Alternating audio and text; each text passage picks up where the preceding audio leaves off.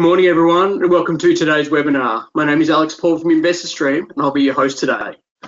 This morning, we have Aguia Resources Chairman Warwick Grigor, who will provide an update on Aguia's Brazilian asset portfolio and further details on the assets of Andean Mining, which controls a portfolio of 100% owned high-grade gold, silver, and copper projects in the Republic of Colombia, South America, and is currently subject to a takeover by Aguia. I'd like to point out this is a great opportunity for investors to familiarise themselves with the Andean assets. Following the presentation, Warwick will address any questions you may have. We'll attempt to get through as many questions as time permits. Feel free to send in your questions via the question pane in the GoToWebinar control panel or email them to me at alex@investorstream.com.au. A copy of the webinar will also be available on Aguia's social media platforms later today, but for now I'd like to throw it over to Warwick to kick things off for us. Warwick, the floor is yours. Thanks, Alex. Welcome, ladies and gentlemen. Thank you for your interest in Aguia. We'll get through the slides. Next one, Alex. Okay. The share price today is 0.14, 0.15. Market capitalisation is 7.8 million. Upon completion of the merger or takeover with Andean, it'll be roughly twice that size. We've got the board and management there, obviously myself, Ben Jarvis. The only recent addition to the team is Tim Hosking, and he's got a lot of experience in Brazil. He was a key executive for Karun Gas, and he and his father built that up to a $1 billion company. He lives in Brazil. He's married to a Brazilian lady, and the beauty is he's got all the local attributes, but he thinks like an Australian, and he's a great asset to us in getting things organised and more efficient in Brazil. So that's a very positive, him joining the board. The share price, well, we obviously want to do something about that.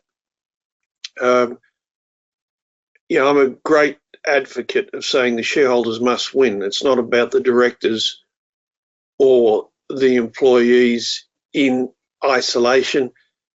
There's no point in having an expanding company unless that share price goes up. So that's one of our primary objectives that the board have adopted, and that's how you guys as shareholders will make money. Next one.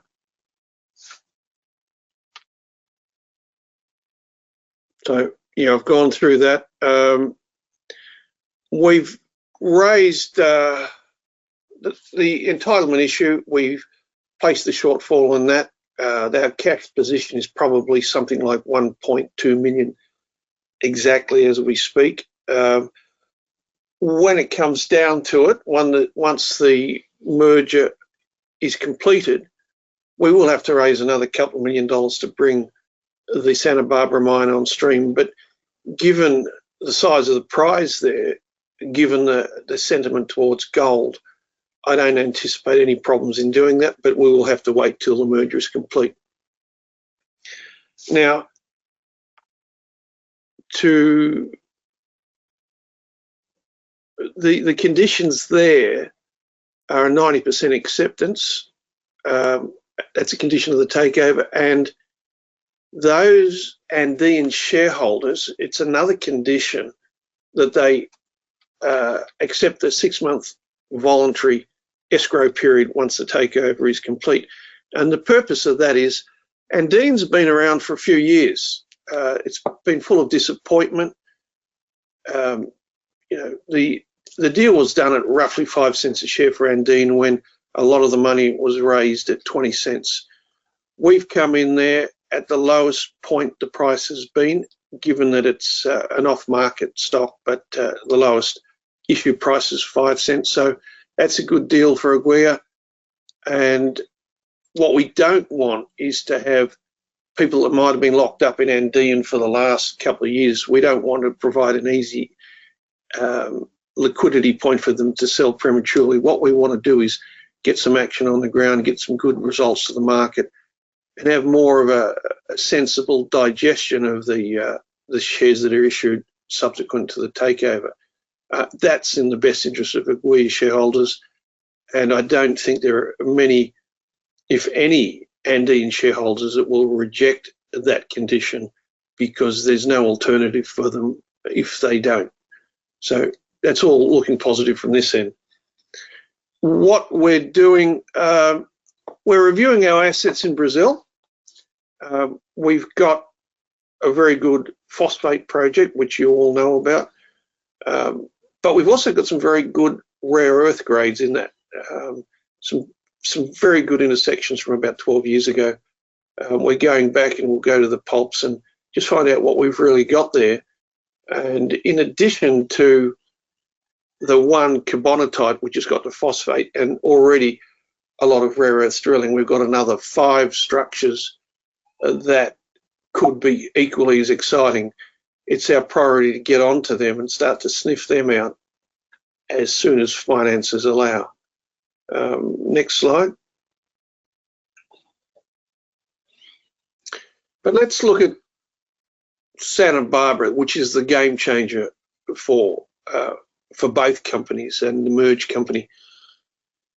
What I particularly like about this is you've got a role model. You've got a mine called Buritica, which is maybe 100, 200 kilometers away. That's exactly where Santa Barbara was. Where Santa Barbara is now is where Buritica was 10 to 12 years ago. It had a 30-ton per day pilot mining operation that had little, if any, drilling conducted on it, and it was an exciting prospect. Well, over time, that grew to 7 or 8 million ounce resource. There was a 250,000 ounce per annum mine constructed on it. The Chinese came along and bought 65% of it for 1.4 billion.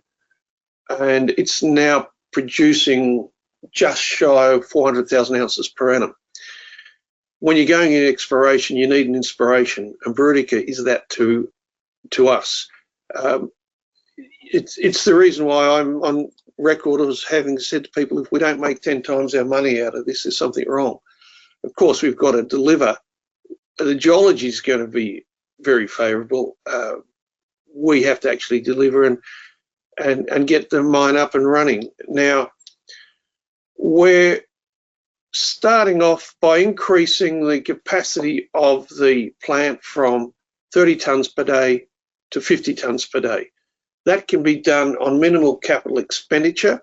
We're estimating in the order of $1.5 million, but let's throw in $2 million just accounting for any cost increases. That will enable production of 10 to 12,000 ounces per annum at costs of about 300 US an ounce. That'll make it one of the lowest cost operations in the world. Small, yes, but when you've got such low costs, you can make a lot of money. We think we could be making in the order of $2 million a month from about October, but let's not call that an official guidance or forecast. That's aspirational. Our numbers suggest we can do it, but let's perhaps be a bit cautious and say the proof will be in the pudding.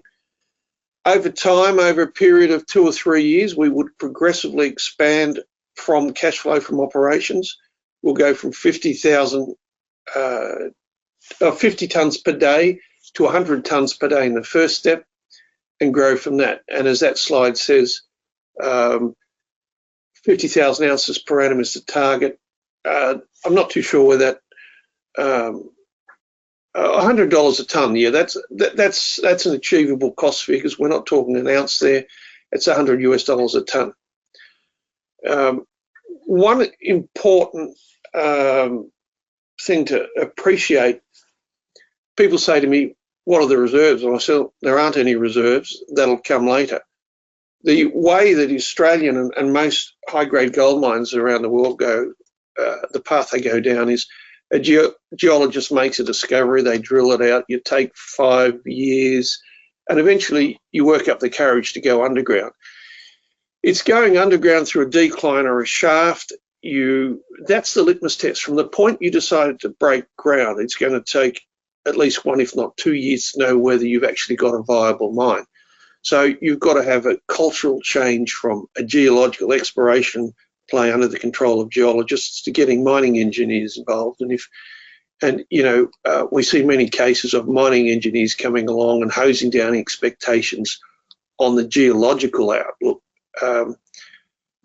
What it's been done in reverse here. The ore bodies, the quartz vein ore bodies that generally range at up to 0.5 metre in width, they're very high grade. In situ, you're talking about 30 grams per tonne, but allowing for mining dilution, recovery and everything else, it's probably safer to say 20 grams per tonne, maybe a bit more. Now, because it's in the side of a mountain, it's an adit. You get straight into the ore body, you start mining, you start to get to see what the rock mechanics are like, you get to understand ground conditions, you get to produce ore right up front. And if you're lucky enough, like we are, you're developing on the ore body. So you're developing cash flow immediately. Now, this process answers all the questions you need to saying, have we got an economic mine or not? Now, having established what the metallurgy is like, what the mining conditions are like, and all those important fact-finding questions you have when you open up a mine, we've done that. Now we can use that cash flow to start drilling out the ore bodies. We have 7 kilometres of untested veins that we can start drilling. For those people who want reserves and resources, they'll be looking for the results of that. But at all times, we'll be spending that money from cash flow from operations, as opposed to having to run to the market and hoping the market likes our drill results. So it's, this is different, but I think it's actually the smarter way to do this, and it's the best way to preserve capital and minimise dilution for shareholders. So, if we can get a 50,000 ounce per annum mine going for $15 or $20 million, with a lot of that coming from cash flow from operations, we'll look like heroes. Shareholders will be very happy, and we'll be on the path to making some serious money. Next slide, please. There are some of your grades. These are samples. You shouldn't place too much credence just on samples alone, but they do look quite sexy if you see those grades. I can say that knowing that when we mine it, we're actually achieving better than 20 grams per tonne. So this is more like historical information, which adds to some veracity. You'll see those lines where we've actually developed adits, or the owners before us developed the adits, and you can see the grades along the walls of the ore body there. So that's all just good, positive, reinforcing information. So next slide, please. Here's the plant. You might say it looks small. Well, you're right. It is small. It's only, as you see it there, 30 tonnes per day. You've got ball mills, you've got tankage, you've got a small primary crusher and secondary crusher. We'll upgrade that crushing, put a few more tanks in. The ball mills there are rated for, I think it's about 80 tonnes per day. We intend to go to 50 tonnes per day with approximately $1.5 million worth of expenditure. So it's all there in place. We're just going to expand it, and those photographs were taken when I was there late last year. It's all in good condition. I'm very happy with it. Next slide. That's where you see the map there. You see Buritica. You can see we're just next to that up in Northern Colombia. That's not at high altitude. It might be a matter of a few hundred meters high. It's in an area where there's a lot of gold workings, underground workings in particular, where locals are. There's no risk of artisanals getting involved where we are and wanting to steal our gold. The artisanals really don't use CIL. They use more gravity. We'll have CIL. The actual gold itself is very fine grained. There's no nuggets. There's no visible gold that would encourage theft. With any gold mine, obviously you've got to address the security issues, but ours are not anything unusual or insurmountable. They're just run-of-the-mill issues. So just looking through what we're saying there, we've developed approximately 200 metres of underground development, which is all along ore bodies mostly. That gives us a very good idea of what the ground conditions are and mining conditions. So that's all good. Next slide. The Totcha is a project that we weren't necessarily focusing on, but it came with a package. That's more of an exploration project. It's an area where mining's been going on for hundreds of years. It's more of a high-grade silver, and for anyone who likes silver, it's very hard to get good silver plays in Australia. You really have to go somewhere like the Americas. We will not be accelerating this in 2024. We know that there's some good ore bodies, there's some great intersections. In my opinion, I think more drilling to get the same results doesn't actually add much to the understanding. We're at the stage where when we can get the finances together, we'll probably do a test at it like has been done at Santa Barbara and see what the mining conditions are like as a fast track to coming up with a commercial development proposal. We are open to joint venture suggestions on this. In fact, there is a Canadian company that's having a look. They'd like to get involved. We've got a lot on our plate already, as you'll see with the other projects, and if we can accelerate this one with a joint venture partner, that might be a smart thing to do. So that's a possibility. It's an incredibly rich silver project with gold, but again, you have to come down and mine it to see what you can really recover. But second string project, but very useful in its own right. Next slide. Now, Eldovio Copper Gold Project, that's something that Andean had originally. It tried to do an IPO on this, but its timing was wrong. The stock exchange was full of IPOs.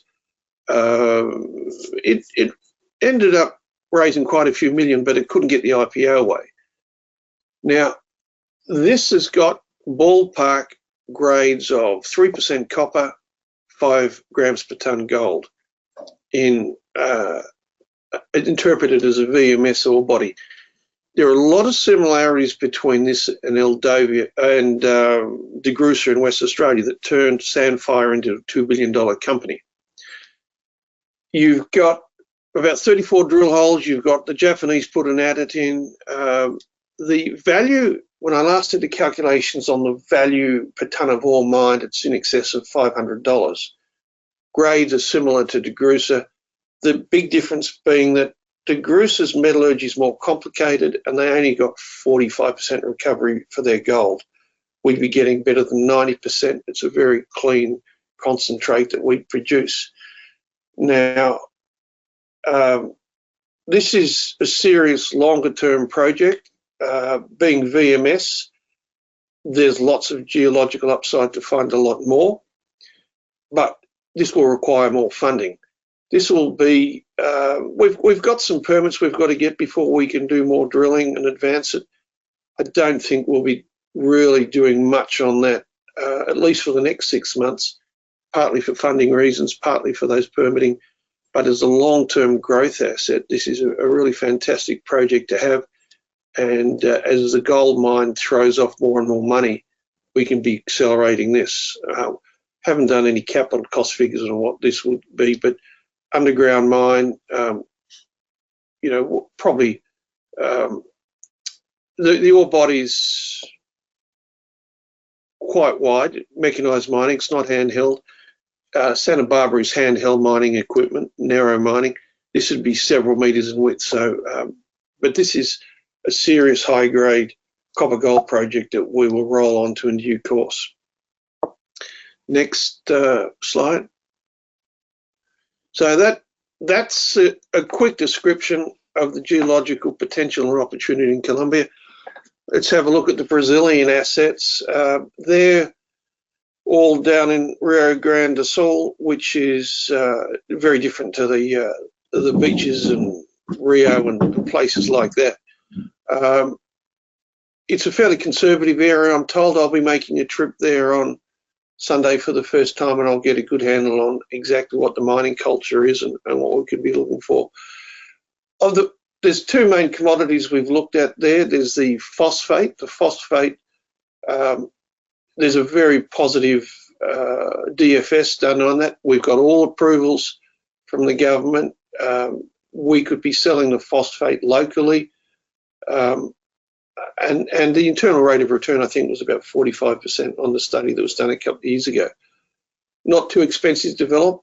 Back then it was about 26 million US, but you've got the prospects of a multi-decade mine life here. And with the other carbonatites, you know, you could see operations going on for 50 years plus. We have to get the mining started though, and one of the delays, which has disappointed shareholders understandably, is there's an NGO that has injuncted it, and that injunction's held up development for 2.5 years. Now, one of the things the NGO wants is to redo all of the environmental studies, and the environmental department of the government says, no, we don't want that, because this would be a bad precedent. We've got 3,000 projects on our books that we're in various stages of approval. It'd be a very bad precedent if someone could come in and say, you've got to do all the studies again. It's a very wishy-washy case that the NGOs have got. They're making allegations, but they haven't been brought to account.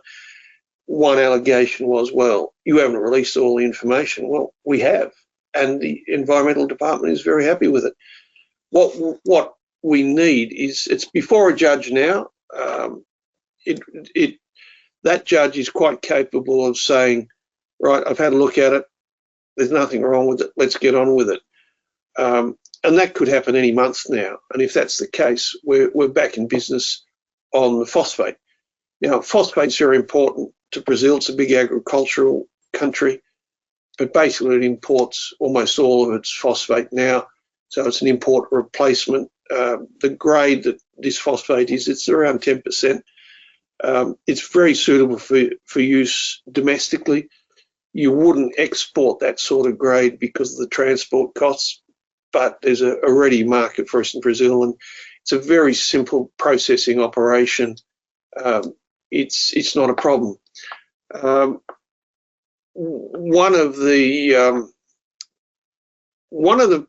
fast-tracking possibilities that I'll be looking at next week, it's basically crushing and grinding up to a fairly coarse size, 10 mil size. There are limestone processing plants nearby within trucking distance that have run out of ore. They would love to be processing our product. Now, it's possible that we could get onto that, start up on a small scale instead of 300,000 tonnes per annum. Look, trucking 100,000 tonnes per annum in one of these plants, we could be calling it a trial mining exercise, so it wouldn't offend the injunction. We wouldn't be building a lot of facilities on site. Basically, it would be mining, and we would. There's a good chance we can be developing early cash flow from that ahead of whatever the court case decides. And interestingly, the court case is all about what happens in year 19 once we get below the water table. The NGOs aren't worried about the first 18 years of operation. It's 19 and onwards. Now, if I'd been negotiating or running the show, I said, all right, well, look, let's just forget year 19 onwards. Let's just do the 18 years, and I'll probably be dead in 19 years anyway. So, but I wasn't involved. I can't say exactly how the negotiations were handled, but I think it's important to appreciate that the NGOs, their objective is to delay a project.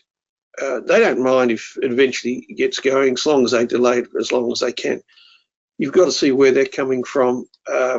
There's room for a sensible approach, not necessarily negotiating with them, but getting the judge to see that their claim is largely spurious. So, if we can do that, we can accelerate that. But notwithstanding, what's the next slide, Alex? Yeah, that's just more detail on the on Tres Estradas, but looking at let's see, the rare earths. There's pretty good grades of total rare earths, 2.16%. I think the best assay was something like 27 meters of 1.5%. There's definitely rare earths there. The question is, given the rare earths price falling apart, everyone's got rare earths. We would not slow down the development of the phosphate to change the development proposal to include recovery of rare earths. If you look at REE up in Western Australia, they plan to bring their rare earths on stream in year 6 or 7. They'll get the phosphate going first in Western Australia and then move on to rare earths. And if we were to pursue rare earths, that's probably the approach that we would use. The main thing is to get the phosphate cash flow going. We know the rare earths are there. There's no shortage of them, but that's for the upside. Next slide. Yeah, they're the figures. 54% internal rate of return, payback 2.9 years, capex 26 million Australian. I said US, but it's 26. And that 18-year life is just above the water table. We've had this project reviewed independently, and the feedback that we've had from the Australian consultants is we can cut that payback period significantly. We can develop it faster at lower cost. There's a lot of reasons, a lot of ways we can make that look even better. So, that's all upside that we can introduce once we get the court case sorted. Next slide. The copper assets, it's very good exploration ground, and for a speculative company like Aguia, that is more important to share price performance than the project which has had a scoping study on it. Is that the next slide, Alex? That's some drilling that we've done. There's some pretty good intersections there, 30 metres, 1.7%, 28 metres of 1.8%. That's on an exploration front, that's pretty good. But if we go to the project, next slide, have we got, no, next slide. Yeah, that's more evidence of good high-grade copper. Now, this is like the Namibian copper field. There's a lot of upside there. But in terms of the scoping study done on the existing project, you'll see that the grade's about 0.43% copper. It's about 22 million tonnes, I think. That the scoping study says positive outcomes, but quite frankly, I wouldn't bother developing that. We're going to get more mileage out of coming up with higher grade ore bodies, chasing up some of those intersections we saw before. So don't hold your breath on a copper project. Again, Santa Barbara is the one which will be the lowest risk, very low risk, and most immediate cash flow. I would rather be pushing that project. Now, the copper, we're amenable to, we'd like to advance that exploration, but again, it's a matter of how we allocate funds. And if we were to receive a reasonable joint venture proposal to advance copper using someone else's money, that's a smart thing to do. The copper is speculative, it's got upside, but in terms of early cash flow, I wouldn't give that much credence at this point. Good asset to have, but let's see how we can do it smarter than just throwing more money at something which isn't priority. Next project. Slide, I mean. So, right.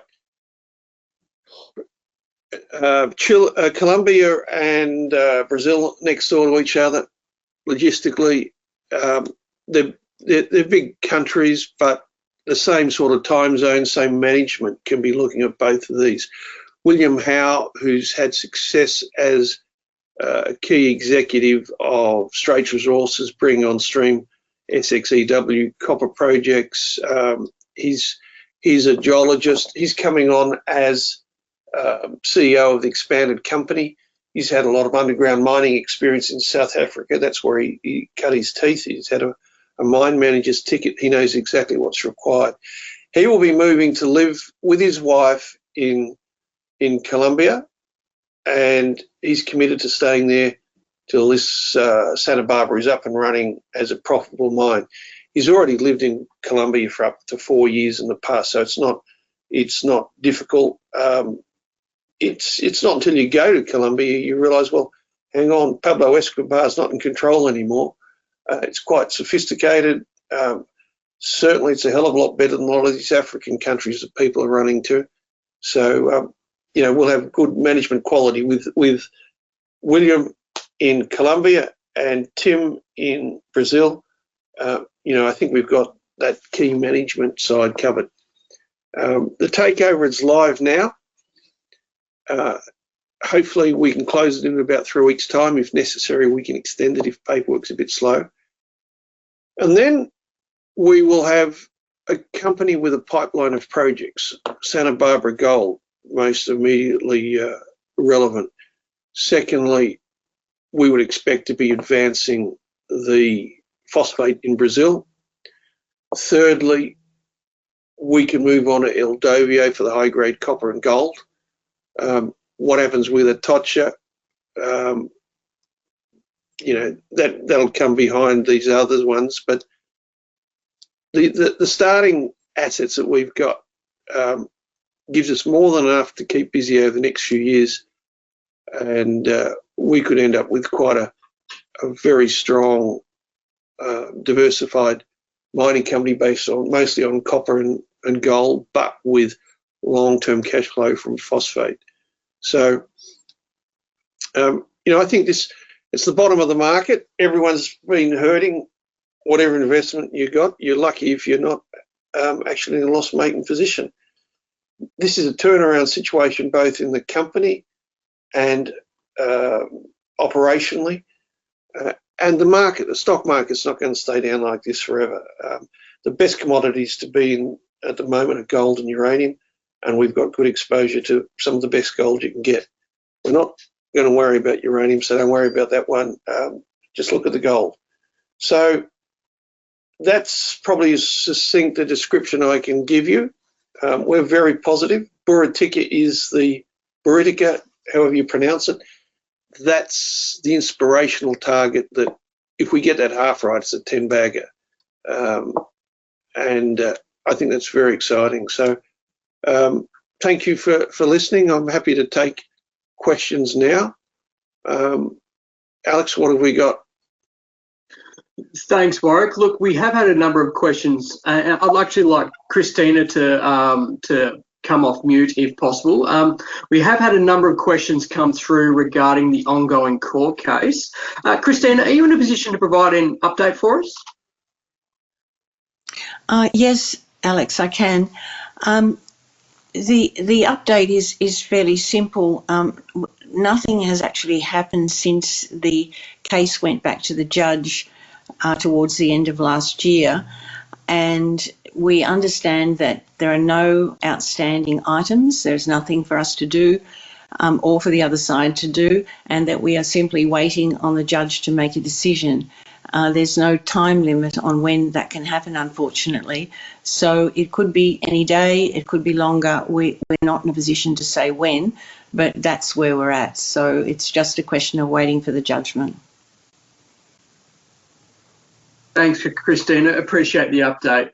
Now, Warwick, Okay. I'll revert back to you if I can. When will the existing plant be recommissioned, and when are you expecting first gold due?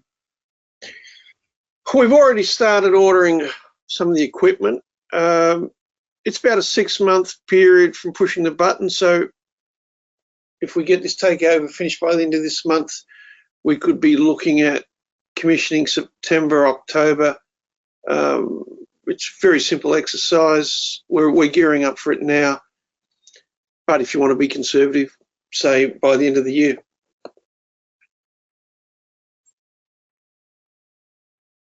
Thanks, Warwick. Now, with Andean's Santa Barbara project, are there any challenges with locals and artisanal miners? No, in countries like that, you tend to get artisanals working alluvials, easy, low technology gold.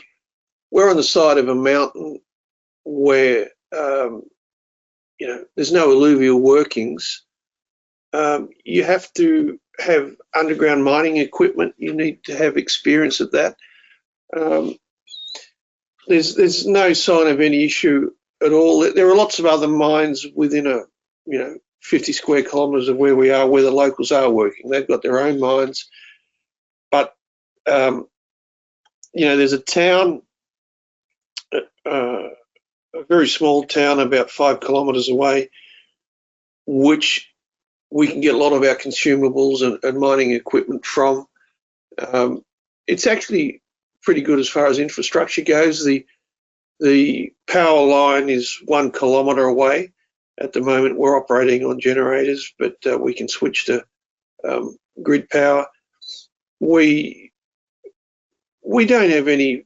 We don't anticipate anything. As I said before, the gold is very fine grained. You can only recover it with cyanide, so it's not something someone could sneak in overnight and steal your ore body because they wouldn't know how to treat it. So no, we don't expect anything other than the normal. You fly your gold bars out in a helicopter. You obviously don't drive a couple of hours down country roads inviting hold-ups, but it's all pretty straightforward. Have you actually visited the ground at Santa Barbara? And if you have, what sticks out for you? I think the technical skills of the people who are there, they all, if you've got good local mining engineers, the Colombians are good workers, good skill base. I think, we went underground, obviously had a look at the ore bodies. The clear definition of the ore bodies in the country rock, the way it breaks easily with minimal to no dilution, they're all important mining factors. A lot of people will say, well, I've got a 20-gram mine, but when you actually mine it, you might only get 10 grams out of it because of dilution, either because of inexperienced mining people or just the geology. You can't mine to those narrow widths. Here it's a near vertical ore body. It's a clean cut from the country rock. I don't see any technical issues. I think it's a beautiful ore body. Now, Warwick, with Tim Hosking's appointment, given the hiatus with Trey Estrada, what's his plan for trying to find a resolution here? A resolution what? Are you talking about a court case or just getting the project going? I think just getting the project going. Well, obviously the court case is the first step. There is that alternative of maybe 100,000 tonnes per annum through a nearby plant as a way around that, as a shimmy around the injunction. I think Tim's a very practical, hands-on person. I think that his focus, his ability to communicate, he knows the way things work. You don't build $1 billion company in Brazil without having some skills in dealing with locals. I think that's all very important.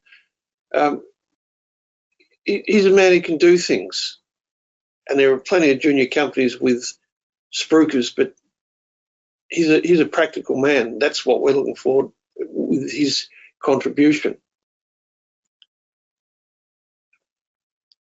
So what's the plan for more sampling for rare earths in Brazil? Will you look to sample some of the other phosphate projects? Yeah, we're actually drawing up a work program. It wouldn't start before the third quarter of this year, but we believe with correct drilling, we could actually be coming up with a new discovery on one of the other licenses. As far as the existing carbonatite, which has got the phosphate in it, we've got all the pulps from something like 10 years ago. We'll go and re-assay those just to get a better picture of what really is there. And obviously, 10 years ago, no one was really interested in rare earths. But now, if we come up with some of the grades that we've been seeing, and I won't mention the name of the company, but there's a carbonatite in the Northern Territory which has got huge intercepts of rare earths and niobium. We've got big intersections of niobium too, and that company's capitalised at well over 500 million in a project that'll never get developed. At least with our phosphate project, we will develop it, and adding a rare earth circuit is incremental. It's something we'll attack later, but anyone who wants rare earths, they're probably going cheap at the moment because of the way the rare earth price has fallen. So realistically, having rare earths is a bit like the dog that caught the car. He doesn't know what to do when he gets there. But that's a whole new discussion. If anyone wants an offline discussion on rare earths, I'm happy to do it. But yeah, we've got 5 carbonatites.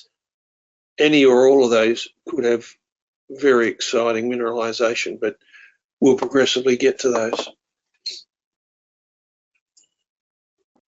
So can you just tell us if there are any similarities between Buriticas geology and Santa Barbara's? There is. It's a little bit different in that when they started out, they had high-grade veins, but they started to get swarms of these. What they've done is, instead of sticking to that 20 grams per tonne plus, they've actually bulked it out for larger scale mining, so the grade might be 7 or 8 grams per tonne now, and they're still making a lot of money out of that. Their veins are smaller than ours, and that with our ore body, the main vein appears bigger. It's something to consider further down the track. Will the drilling reveal more veins that we can bulk out if we want? Would we be prepared to bulk it out, get a lower grade and get more gold? They're all things that are possibilities. The general geology is similar, but the exact nature of the ore bodies, when these guys first started mining, they obviously picked the biggest obvious targets. What other swarming veins you have either side of the ore bodies, that's yet to be assessed, and we'll do that with drilling. And when we go to drill, we've got a pretty idea of where to go, where the ore body is, because we've got the orientation worked out, we've got the geology worked out. It's not going to be high risk exploration, it's going to be more definition drilling, I'd say.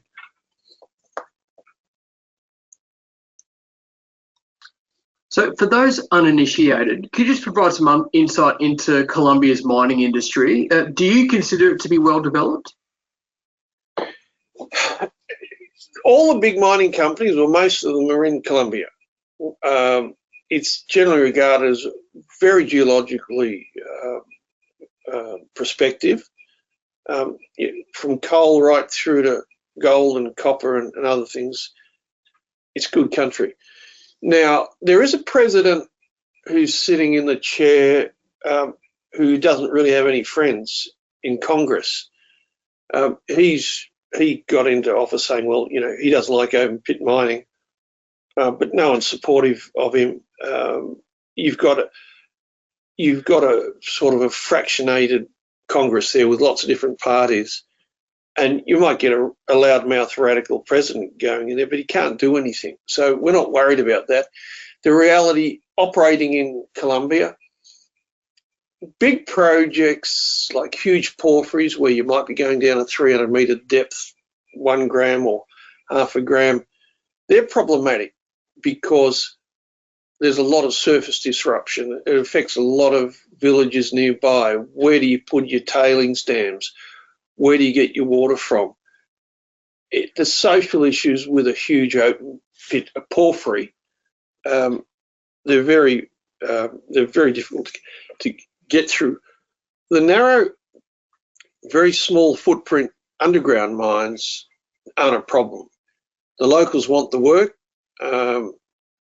They don't really, their local farming or whatever they're doing doesn't get adversely affected by a small underground mine, very small footprint. So it's a hell of a lot easier bringing a mine like Santa Barbara on stream than like the Los Chetos huge open pit mine. So, but it's a mining friendly place. I tell you what, it's a lot faster and easier than getting anything going into Victoria. Even in Western Australia, I was being told by one gold company there, their application for a mining license takes 18 months, which is a lot more than it used to be 10 or 20 years ago. So everywhere in the world you've got problems. The thing about Colombia, for the style of mine we've got, it's very strongly supported by locals.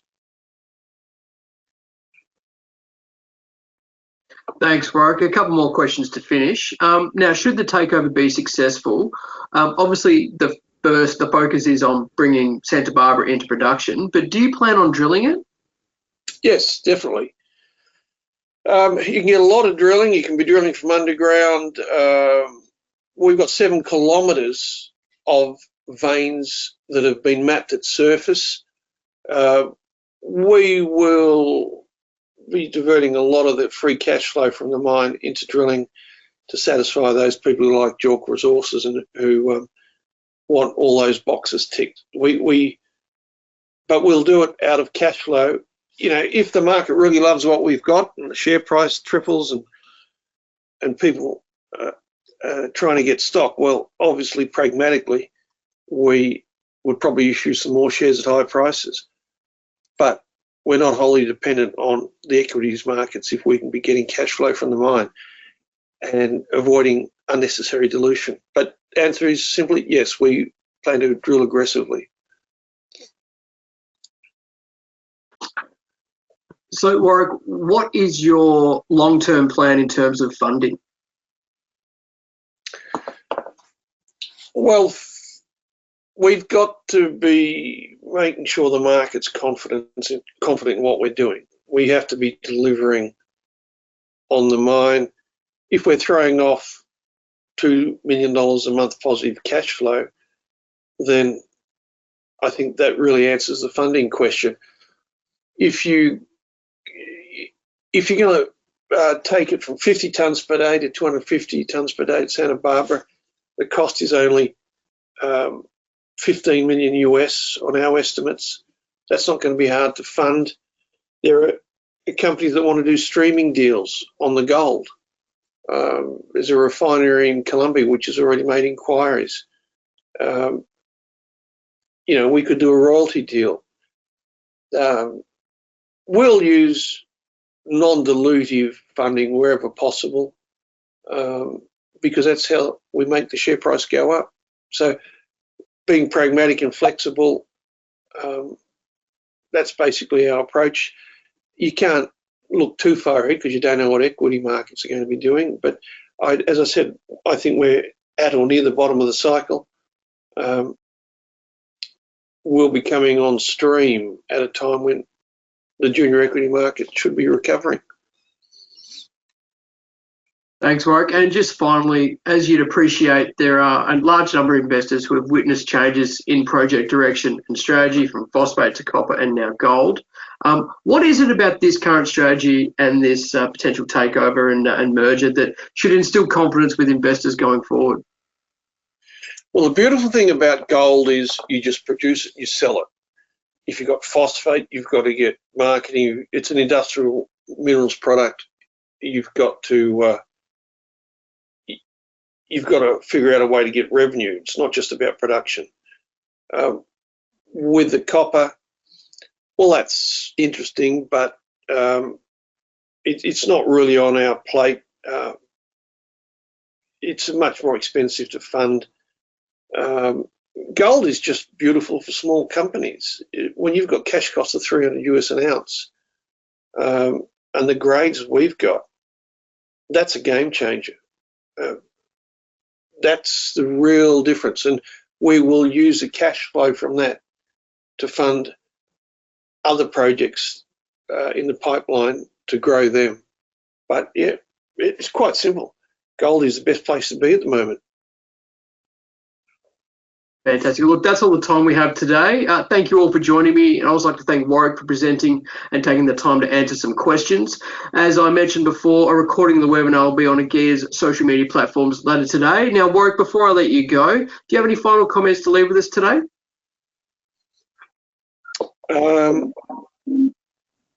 No, I think I've probably talked enough. You can tell I like it, but I am inspired by the real possibility that we could have something that is as good as the Buritica, a multi-million ounce project. Let's get on and find out. And I think let's restore some value for shareholders, both those who have been there and long suffering and those who have been on the register more recently, and anyone else who wants to join us for the journey. And we'll be working for you guys as shareholders. Fantastic. That wraps it up for us here. Thank you, everyone. Have a great day. Thank you.